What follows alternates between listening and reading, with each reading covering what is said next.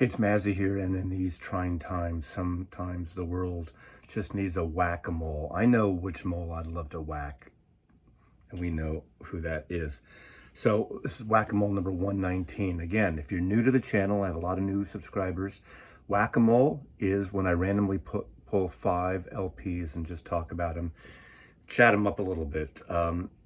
It's fun stuff. So it's a way for me also to dig deep into my collection, maybe something I haven't heard for a while. And I really do play almost all of the records I pull that same day. So for the next several hours while I'm working, I'll probably play the records I pull.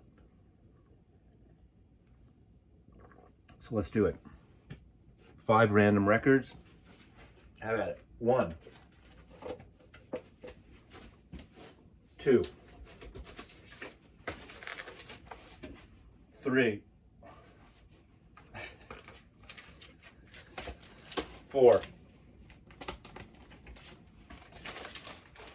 and 5. I always knock something over, don't I? 5. Okay, let's do it. Okay. This is, I love my music. I love the records. If I own it, I must enjoy it. Now, obviously, some more than others. So this is one of the great records of all time. The second solo record by Neil Young, who's made 6,727 albums so far. This is the first album with Crazy Horse. Everyone knows this is Nowhere. And I remember seeing him do, was it Cowgirl in the Sand down by the river with Crosby, Stills, Nash and Young on one of those TV shows. It's all over YouTube. I just love that ongoing jamming. I love that coexistence between Crazy Horse and Neil Young. And, one could say it's like his version of what the Grateful Dead when they just go on these jams for 10 minutes or something. I love those 2 songs. And, of course, Cinnamon Girl. I Want to Be in the Cinnamon Girl. Now, there was a band, which kind of a novelty band called Little Roger and the Goosebumps, out of San Francisco. Dick Bright was part of it. It's a long story, but they played kind of all these faux lounge acts. They did a faux thing, and they did a cover, a parody called Kennedy Girls. I want to be with a Kennedy girl. I could be happy the rest of my life with a Kennedy girl. And they're the ones that also did a parody of Stairway to Heaven using the lyrics of the Gilligan's Island theme, and it's hysterical. I have the 45s of both. I am going on a different tangent here, and that's what you do with a whack-a-mole. It gives you, it makes your brain think of music that relates. So those records, I think there was a cease and desist by Led Zeppelin, and that single's kind of rare. But this is such a fantastic album, and I love this record. Produced by David Briggs and Neil Young, who would go on to do a wonderful collaboration forever and ever and ever and ever. So, Round and Round. Oh, my buddy Larry and I left high school. He had a Maverick, a kind of a dirty yellowish orange Maverick, Ford Maverick. And it was a rainy day, and we were leaving our high school, and right across is the freeway on-ramp, and you curve to the right, and that song was playing. This is what Sense Memory's about. If you know about the theater and acting, and you use this sense memories moments to feel the emotion, feel relevancy in a part you're acting. Sounds good, doesn't it? I mean, what do you think? Stella Adler's in the house. But we were driving, that song was playing, his wheels spun out, we went over the curb, down an embankment, and we went way down, way down. I thought we were going to flip. We didn't flip. We down, and there was a fence with an apartment complex on the other side of this chain link, deep kind of fence with a ditch, I guess a water runoff ditch. And luckily we didn't. We were fine. But to this day, every time I hear that song, Round and Round and Round, We Spin, that was playing on the radio when we went overboard. Luckily, Larry's no longer with us. He's my drummer, and miss you, Larry. Okay, Tooth and Nail. This is a later period Billy Bragg record. Billy Bragg, folk punk, troubadour, an amazing artist. I've seen him 6, 7 times. I love him. And this is produced by Joe Henry, and he did an album with Joe Henry after this, where they toured around train stations in America and recorded in train stations and on trains, sort of a Woody Guthrie-esque Americana record. What a great troubadour. And this is a pretty good record. Billy Bragg, yeah, anyway, I think it's recorded in Pasadena, really? Yeah, recorded in Pasadena. So there you go, California. California, here I come. You know, I keep thinking of from the Redwood Forest to the Gulf Stream waters, this land was made for you and me. That's kind of, he's like the, oh, and he did with Wilco those Three Mermaid Avenue albums with Wilco backing him, writing music to Woody Guthrie lyrics at the estate. Now, this is an album I haven't listened to in a long time. This is a cool record, promo record I got.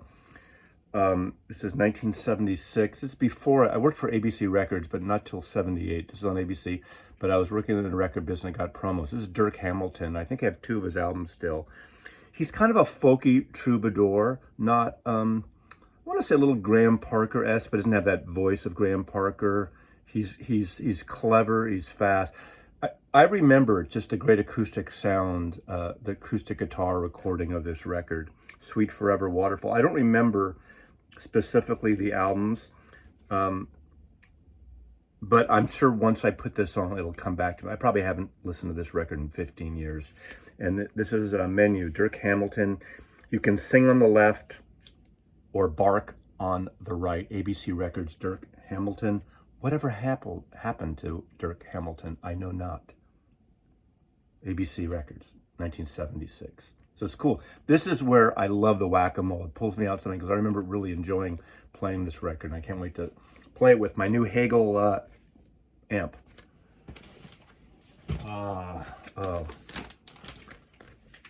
Marty Stewart, Way Out West, and his fabulous superlatives. It's Marty Stewart and his fabulous superlatives. What a great artist. In this album, he channels the Byrds a la their middle sort of psychedelic period of past Sweetheart. He has a little bit of that country rock sound, but he gets electric and a little psychedelic like Notorious Byrd Brothers and Dr. Bird's Mr. Hyde and kind of that venue.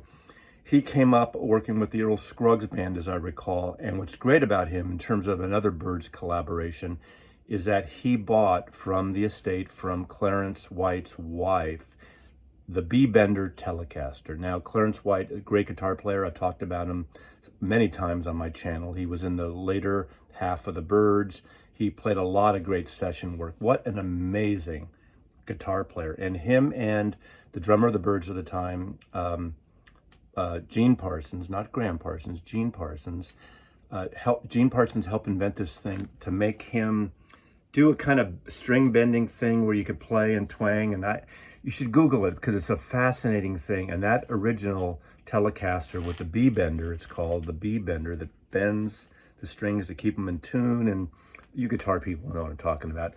Marty Stewart owns it.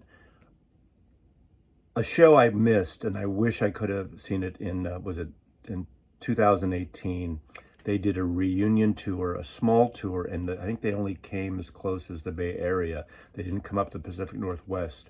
And it was Marty Stewart and his band, the Superlatives, backing up Chris Hillman and Roger McGuinn on the 50th anniversary of Sweetheart of the Rodeo. And I would have died, not really died, but to see that concert. And this is a great record. It's produced by Mike Campbell of Tom Petty and the Heartbreakers fame. Fantastic record. There's an EP around this time too, which has a fisheye lens cover emulating Mr. Tambourine Man by the Byrds. Look at that. Look at that. I mean, it's so like Flying Burrito Brothers, Byrds, late Byrds period, but fantastic country psychedelic, psycho hippie in a way.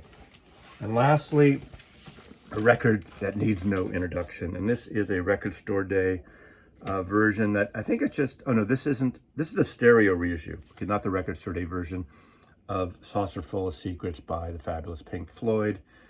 The second album by Pink Floyd, the final album fully with Syd Barrett on it.